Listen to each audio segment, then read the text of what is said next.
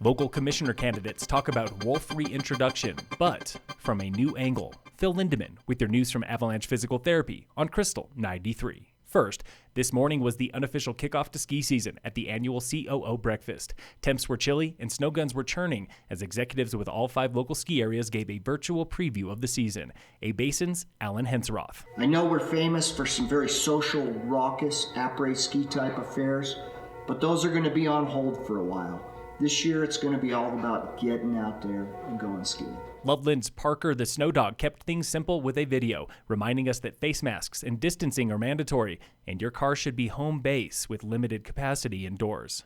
Keystone's Jody Churich and Breck's John Bueller made a joint presentation, reinforcing Vail's stance on COVID. We are doing this together. When you visit Keystone, Breck, or any of our Vail Resorts mountains, you are going to find the same approach and same safety protocols across the board. But it wasn't all COVID. Henseroth confirmed the new Molly Hogan and Pally chairs will open this season, and tickets will be touchless. So we've been in the dark ages about a few things at Arapahoe Basin, but finally we have RFID gates.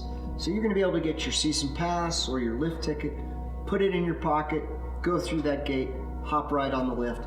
What a beautiful, easy, simple experience. Keystone turns 50 years old this winter, and Breck is anxiously awaiting the new $40 million downtown parking structure. Bueller. I'm excited to share that the parking structure will also include brand new restroom facilities. That's right, new parking and new toilets are coming fall 2021.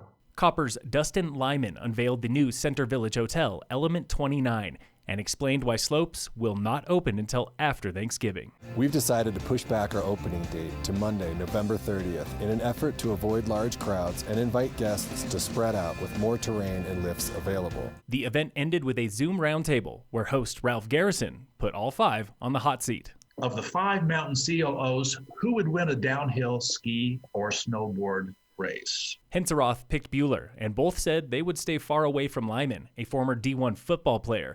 But Loveland's Rob Goodell had the last word. And see, I envisioned it as a skier cross downhill where Dustin would take out some of us as he would a blitzing linebacker. And I see Jody sneaking in over the line. A-Basin and Loveland are waiting for guidelines from the state before announcing opening days. Keystone opens November 9th, Breckenridge November 13th, and Copper November 30th. The U.S. Ski Team Speed Center opens for training there by end of the month. Today in the Krystal 93 election primer, we ask Summit County Commissioner candidates to weigh in on Proposition 114, Wolf reintroduction. But we took a different angle. Do they think voters should have the power to impose wildlife management plans? Aaron Young says yes, explaining this is why ballot measures exist. So I think going to the voters on it will really give us a better understanding of where we it's like a giant poll.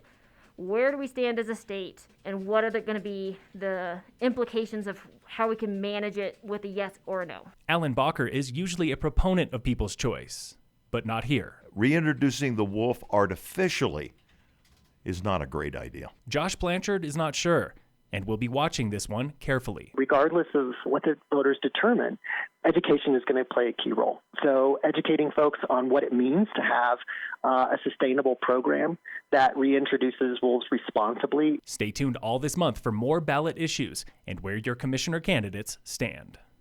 In local sports, brought to you by American Family Insurance, the Weiss Agency, the Summit High football team is on the road now to Westminster for an away game with Thornton, and they are fired up after last week's 34-42 loss to Conifer. Head coach James Wagner on the Krystal Morning Show today. As a coach, you usually see the biggest jump from your scrimmage game to week 1, and so really, I mean, for our guys, we want to see that jump this week from week 1 to week 2 since we didn't get the opportunity to have a scrimmage. Tonight's kickoff is 6 o'clock.